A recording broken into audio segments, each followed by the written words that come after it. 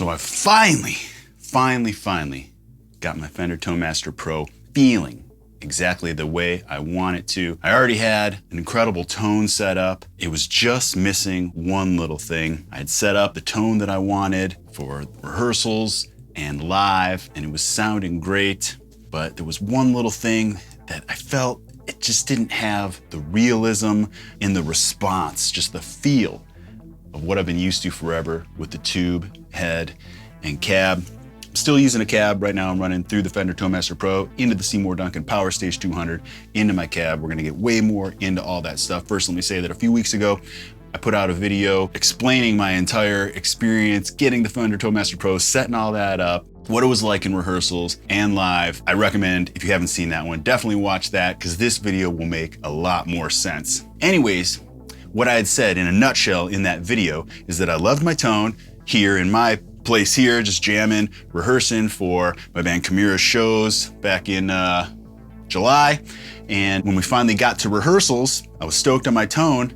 But when I heard it up against Matt DeVries, Chimera's other guitarist rig, who was just using a 6505 Plus through like a Mesa cab, just the setup we've always been used to, up against my modeled tone, I noticed the difference immediately. I just noticed a realism and depth in Matt's sound that I've been used to hearing for, a couple decades, but it takes being in the room with it, hearing it back to back, and I realized mine was a little smaller, a little thinner. The Fender Tonemaster Pro, of course, But my live experience with it was still good, all that. But right after I made that video, it was amazing. An awesome guy from Fender reached out to me, and this is what he said. Hey Rob, I was just checking out your latest video about using Tonemaster Pro live with your band. I wanted to reach out and let you know about a feature in the latest firmware update, version 1.3.78, and that's one that came out in June. This feature is very relevant to how you and Ola England have set up your rigs to split the signal to both front of house and a guitar cab on stage. Basically, the front of house thing is irrelevant, but to explain that real quick, for those that don't know, I have two signal paths going on here. One is going to my cabinet that I have on stage and for my own sound or in the rehearsal room or right here, just what I'm hearing. And then I have another one that's just an option if my front of house engineer live wants to take a line out from this and go straight to his mixing board out front, he can do that. And in that line, I had an IR basically, an EVH cab. So there's a cab emulation and he could use that if he wanted. Or he could take the mic signal from the cab, which is the sound that I was hearing, or take both and blend them, which is what he ended up doing. And I wanted to have more options. So in my case, again, what I'm doing here is running to the Seymour Duncan Power Stage into the cabinet here, and I didn't really think anything of that. I just thought, I didn't know any better, that there could be anything better. I just thought it kind of is what it is.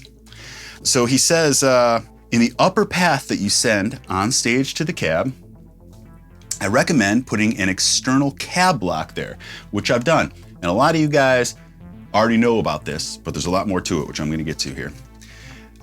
Which ends up leading to the next Fender Tonemaster Pro update, which I had a hand in initiating. We'll get to here. But in the upper path that you send to the onstage cab, I recommend putting an external cab block. Select Add Block, go to Cabinet, select External Cab Block from the very bottom list. We're going to go through that for the people who would like to see it. Like I said, some of you guys already know this, but I bet a lot of you don't. Right now, I have the external cab block in there, and we're just going to go ahead and I'm going to remove it right now, so that we can add it and go with what he says here.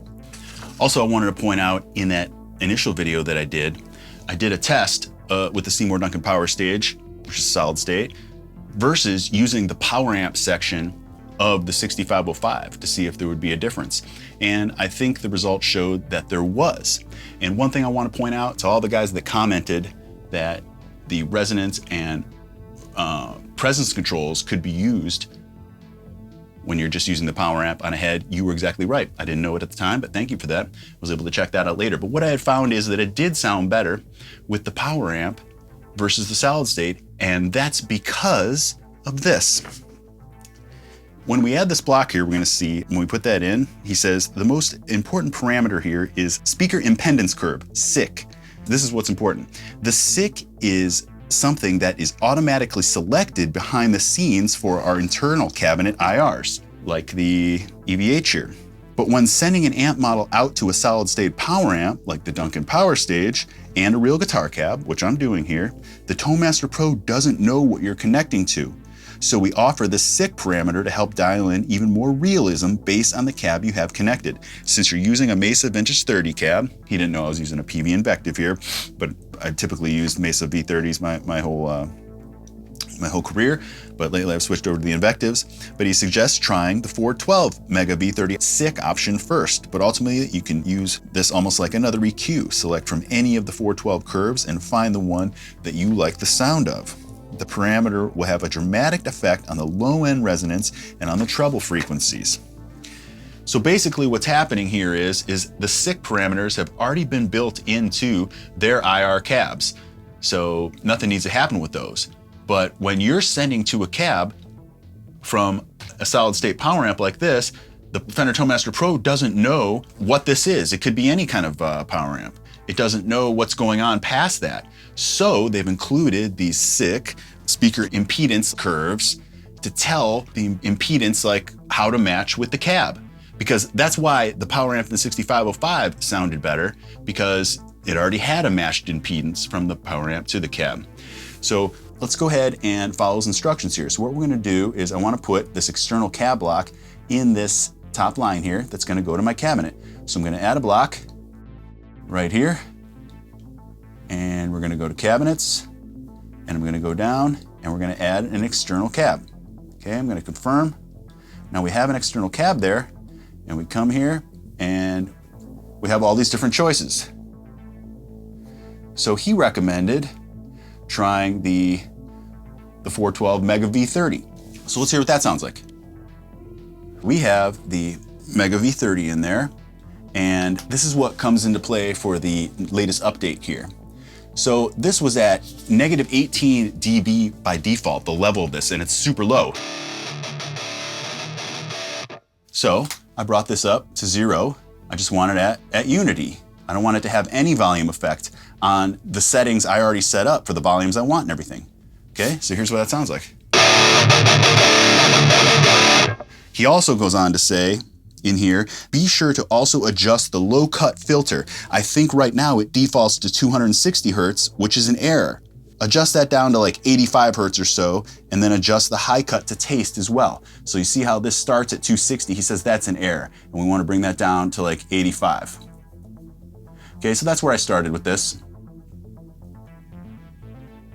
Just based on his suggestion. And that's gonna be, pretty inaudible. And then there's a cut also at 10.5. I ended up making my own adjustments to both of these once I got the one I like set up. But just to go with what he suggested here, this is what that sounds like.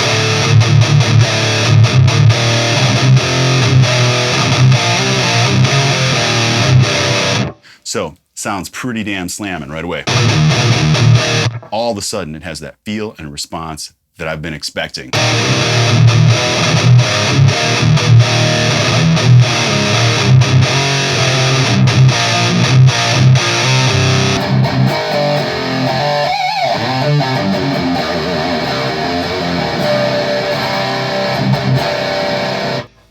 Problem solved. Except for, so this was killer. I ended up choosing a different speaker and adjusting the low cut and high cut, and we'll get to that in a sec, but let me talk about this latest ToneMaster Pro firmware update because of this problem that I found. So this was cool. I went ahead and saved it. And it was cool. Then I went ahead to switch to my lead channel, my next channel, to put that cab block there again, so that, because all my sounds are basically the same except I have effects added. So my main is the exact same thing as my lead, except I have some effects added for a lead sound. So, but I still wanted to have that external cab there so that the balls were there that I wanted. So I just wanted all my patches here to have that external cab block in there. But when I went to add it to the lead, it was cool. But then when I'd switch back to main, all of a sudden that negative 18 dB that I had at 0 was somehow like added on top of 0 and just got blown out. The volume was absolutely out of control, way too loud. So there was a bug in there. I made a video demonstrating that, send it to the guy over at Fender. And sorry, I'm not saying your name, brother. I appreciate all your help, but I don't know if you want me to or not. Anyways, he confirmed, yes, that's definitely a problem. We're gonna get that fixed. And so they went ahead and did that. And that's the new patch update that just came out earlier this month. The ToneMaster Pro firmware v1.3.89. So for those of you that are using this setup where you're going to be using external cab locks, which he says is really only necessary if you're using an external solid state power amp. So I feel like the pool of people that are going to be doing this is going to be somewhat small in the grand scheme of things. But anyways, if you are running this, or maybe you'll run into it in the future, make sure you download this latest firmware update, which addresses that problem exactly. So back to this, that was fixed. Now I can continue. Now I could go through and set up the rest of my pedal board, or my ToneMaster Pro, how I wanted with the cab lock in each one. As I was doing that, I decided that I wanted to try out some other ones here. So let's just hear, if we go to this M12 Shadow, the Shadow, you can see it stays there and my level still stays at 0, so that's good. Sounds fantastic. What I ended up going with is the 5153. So basically, I have the same 5153 cab block going through here as I'm sending out to front of house if I wanted. And this is gonna sound a little thinner, I believe.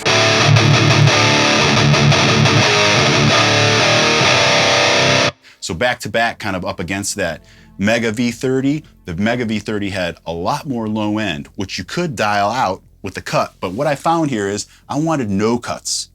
So I got rid of this. I didn't want to have any like EQ cuts in this whatsoever. So I took that up, the high cut as high as it could go to 20 kilohertz. So basically it's having no effect on the high end, and the low cut is as low as it can go. So basically it's having no effect on the low end. We can't hear 20 hertz down there in a guitar. So it's totally flat. The EQ of this is totally flat and it sounds great to me. And this is the exact sound you heard at the very beginning of the video with this riff. What was I playing?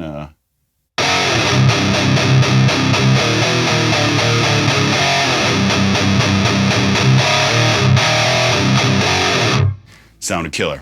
So that's what I ended up going with. And anybody that's doing this, you could choose any of these kind of for your setup. There's all sorts of different extension cabs in here. And again, what this is doing is it's matching the impedance curve, or telling the ToneMaster Pro to use this type of impedance curve for whatever cab scenario you have going on. Currently, for me, like I said, I found that the 5153 is the one here. I just have it at unity for my level and basically no high or low cuts. So then what's cool, in the past, you kind of had to just do each patch individually. You couldn't really copy and paste so well. At least I wasn't aware of that. But they showed me this, block settings. You can go here and you can go to save block setting. So you go like this, you just name it and it's saved, which I've already done. So it'll be, let me show you how that works. Let's just remove this, okay? So we're gonna put one back in here. I have it saved, and then we'll do it to the next channel too. Add a block, add it here, cabinets. Now check it out, because I saved something under the external cab, all my saved guys are gonna be in here. Here's RA, extension cab, Rob Arnold, extension cab. It's in there, it's ready to go, confirm, boom, I hit it, and it's my setting right there. It's a 5150, flat, everything else. That's cool, perfect. Saved, that one's saved. Now I can go to my lead channel, but I've already done this for my lead channel. So when I go here, you can see it's everything that I need. Here's what that sounds like.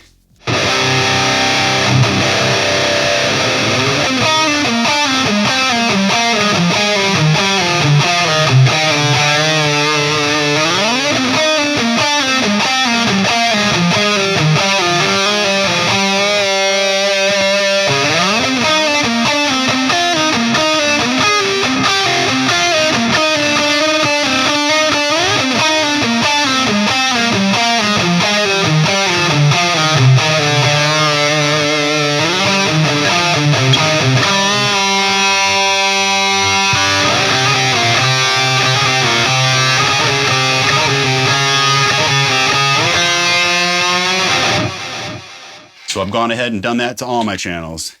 Here's my 3rd channel harmony. I got the extension cab in there, set up just the way I like it there. All good. My octave one.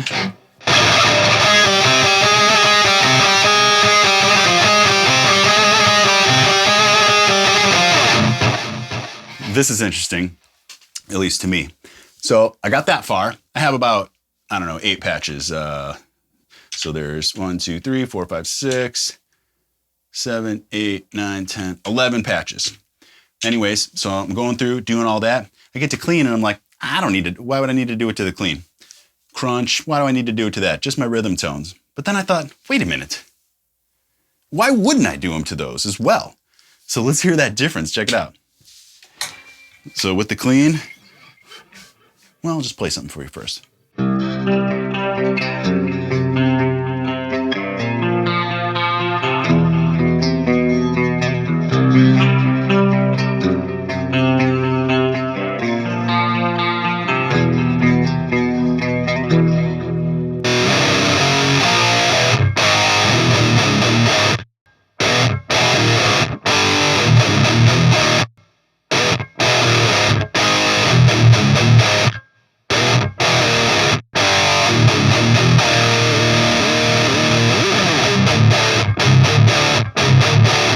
Sorry, I got a little carried away there. Anyways, this clean, listen to this.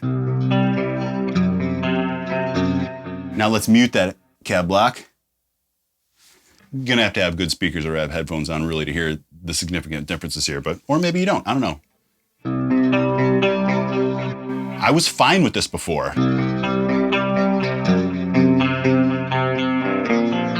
But in comparison, it's so flat and just unflattering. Put this back on.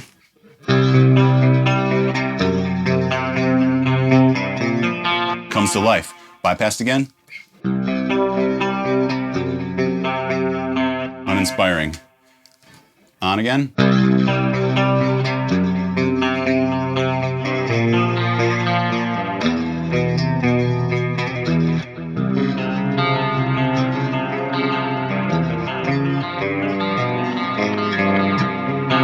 Just has more balls and depth. I like it.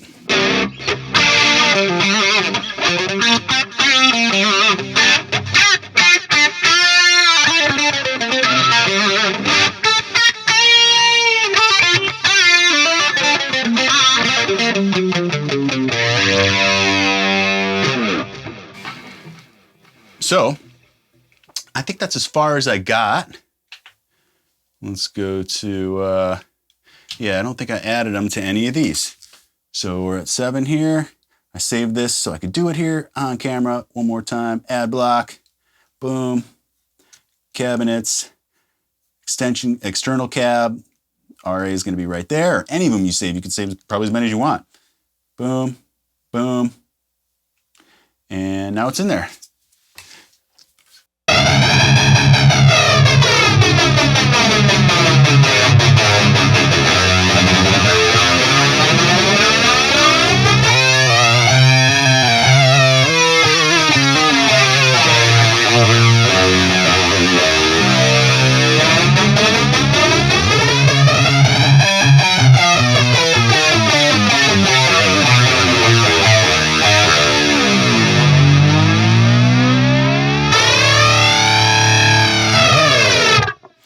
Go to B. So this is going to be some pitch shifting down to drop B. So I'll add it. Oops. Oh, there we go. Confirm. First. So it's in there. Let's bypass it first. You can hear what this sounds like, and then I'll show you the difference.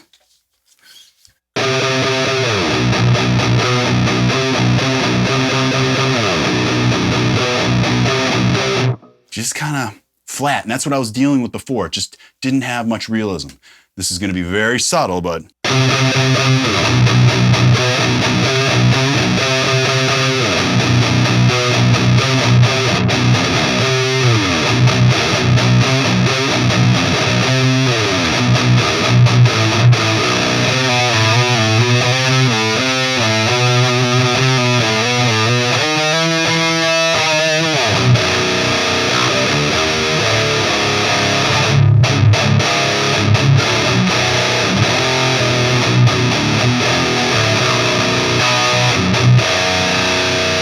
instantly has some balls. Here's a bypass.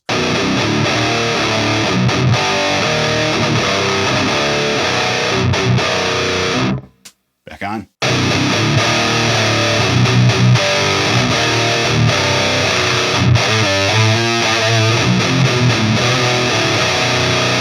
Subtle, but just what I need. It just brings it to life, gives it that real bite, and just the response and feel, like I keep saying, that I'm used to from a tube head. Trust me, if you're doing this, you got to go this route. It makes a big difference.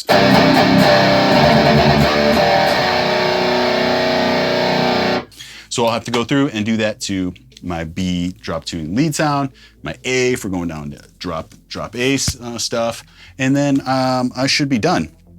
So I think that's what I wanted to point out, and just kind of bring to light that it's fantastic that there was just this little key element that was missing for me, for the sound that I was going for, that has now been applied, and it's awesome that Fender went ahead and put this technology in. They must have experienced it themselves at some point, or heard people remarking about it or whatever, or maybe it's always been there and I didn't know. I don't know. I got the impression it came at that June update, the external cabs, and the fact that it was explained to me and there was a little bug, we fixed that, it's good to go. So yeah, it's ripping now, and I got rehearsals coming up in a couple weeks, and I can't wait to now try it like this at full volume. Right now this is just super low. I'm at like 39%, but that actually kind of doesn't matter. My right now my final output is the power stage, which I'll normally have up past like 12 or 1 o'clock, just to get it ripping at like rehearsal or live volume. So this is still pretty low, but it sounded great. It's gonna sound even better. Oh, one thing I wanted to show off here, I'm sure a few of you guys have seen this, but I got hooked up with this cool shield from K&K Shields. Check it out, it fits right on there like that. And these little clips go like that to keep it on. They do these for all the pedal boards, Quad Cortex, the Fractal stuff, Tone X, Line 6, Head Rush, Kemper, and like I said, the Fender Tonemaster Pro here. This is sweet. It's a little magnetic thing that goes right over there, so you can still use the touchscreen if you need, but very important because I've done shows where we're outdoors and it starts raining, or it's raining before we're supposed to go on, but the show's still gonna go on, and my techs are scrambling to try to find saran wrap or something to put over my pedal board so that it doesn't get damaged. Or even indoors, there's a dude up front rocking out with a beer, just pours it all over, or whatever shit like that's happened before. Or even, if you're not gigging and stuff like that, just sweat and stuff that spills and grime and dirt and stuff like that. It's just, in my opinion, a good investment. So definitely check out knkshields.com, and they got pictures of everything they got going on for all the different modelers. So make sure you check those guys out. Thank you to them for sending this over to me.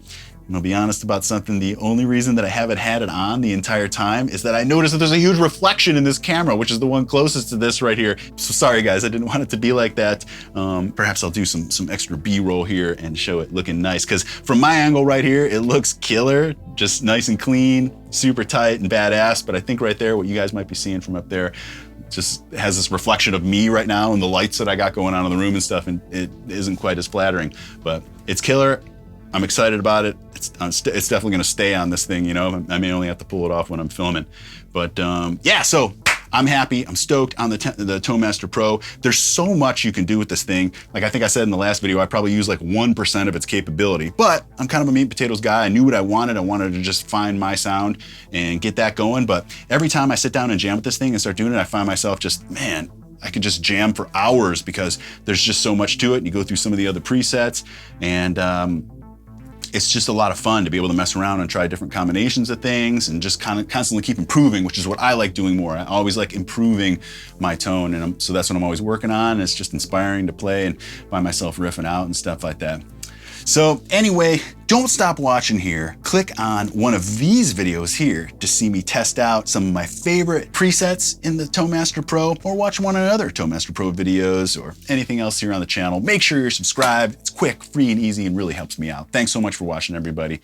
See you on the next one.